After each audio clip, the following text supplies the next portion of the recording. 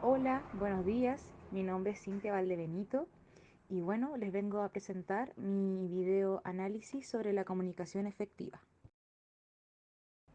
Para iniciar, me gustaría primero señalar que el ser humano es un animal social. Todos necesitamos los unos de los otros para poder aprender y desarrollarnos de buena forma a lo largo de todas nuestras vidas. Es por esto que el ser humano ha creado lo que es el lenguaje. El lenguaje es nuestro medio de comunicación y así nosotros podemos lograr la interacción social. La comunicación es una de nuestras herramientas más importantes como seres humanos. Su complejidad y factores influyentes son múltiples para poder enviar y recibir mensajes de buena forma. Es así que nos podemos hacer entender y comunicarnos efectivamente los unos con los otros. En la siguiente presentación se va a realizar un análisis de los diversos aspectos necesarios para poder lograr una comunicación efectiva, analizando el video enviado por nuestro profesor, Problemas de la comunicación. Es por esto que les hago un pequeño resumen de cuáles son los factores más importantes para poder comunicarnos. Uno de los primeros factores para tener en cuenta es el número de participantes que se van a tener dentro de la comunicación. Existe lo que es la comunicación intrapersonal, que se da entre personas, la comunicación interpersonal, que es la que se da en uno con uno mismo, la comunicación grupal, cuando estamos con muchas más personas, pública y la masiva. Existen también lo que son los medios para transmitirla. La comunicación puede ser verbal, no verbal y también electrónica, como lo es en los medios sociales. También tenemos que tomar en cuenta el asunto de la comunicación que estamos realizando. Puede ser un asunto público o un asunto privado. También tener en cuenta el contexto. Puede ser una comunicación formal, como lo sería entre un jefe y un subordinado, o informal, como la que se da entre amigos. Y después, y no menos importante, está la comunicación a tener en cuenta por el lenguaje. Existe la comunicación supraformal, la culta, estándar, coloquial y popular. Uno de los aspectos más importantes para tener en cuenta en el análisis de mi video es la diferencia entre la comunicación verbal y la no verbal. La comunicación verbal puede ser escrita o verbal. Esta es siempre mediante el lenguaje y las palabras. Tenemos que adaptarnos siempre al contexto y tomar en cuenta la intención con la que nos vamos a comunicar. Por eso ponemos énfasis en lo que es el tono de voz, las pausas y las palabras seleccionadas para tener comunicación asertiva. Otra cosa es la comunicación no verbal. La comunicación no verbal es toda aquella comunicación que no se transmite por un lenguaje articulado, es decir, se hace de otra forma. Esta incluye la comunicación kinésica, que sería por gestos del cuerpo o de las manos. Existe la comunicación proxémica, que tiene que ver con la distancia de la que yo me encuentro con la otra persona. Y está el lenguaje icónico, las que tienen que ver con imágenes, símbolos o expresiones gráficas para dar un ejemplo visual de lo que yo quiero comunicar. Como primera pregunta de análisis de nuestro video tenemos el ¿cómo impacta el lenguaje que utiliza nuestro personaje? Nuestro personaje Gabriel se encuentra en un viaje en China.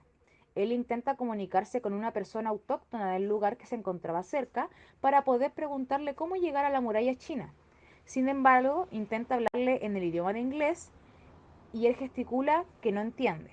Intenta nuevamente pero hablando en español, pero recibe la misma respuesta, un gesto de que no entiende. Es decir, no hay una comunicación efectiva entre ambos, porque no manejan el mismo lenguaje.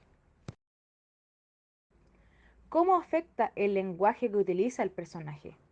Nuestro personaje como emisor no tomó en cuenta la diferencia de lenguajes y de codificación que se mantenía con el receptor, generando así un ruido o una interferencia que no permite la comunicación efectiva.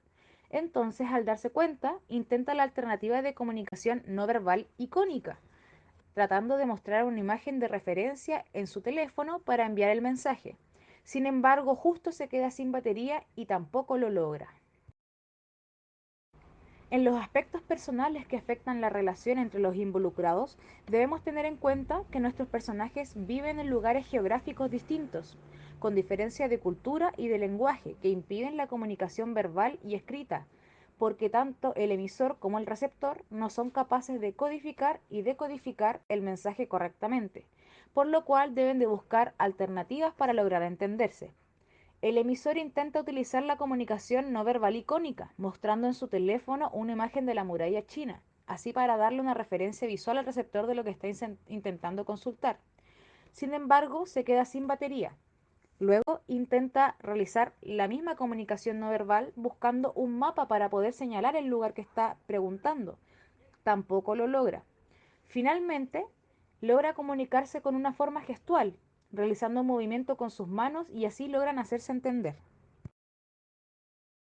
Las estrategias que podía realizar nuestro personaje Gabriel para mejorar sus mensajes, tomando en cuenta la situación en donde Gabriel se encuentra realizando un viaje en otro país, en el cual se habla en otro idioma, debería prepararse para mejorar la efectividad de sus mensajes. Si bien él maneja el idioma inglés, podría haberse enfrentado a más situaciones donde el receptor no hable ese idioma. Por ende, aprender nociones básicas sobre el lenguaje del país a visitar, que en este caso sería el chino, le sería de mucha ayuda, o en su efecto, traer consigo un diccionario para poder consultar en caso de ser necesario.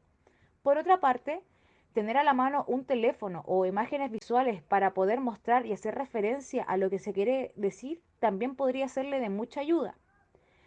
Como última estrategia a utilizar, podría tratar de entrenar mejor su comunicación gestual, aprender más gestos y señales corporales que sean universales.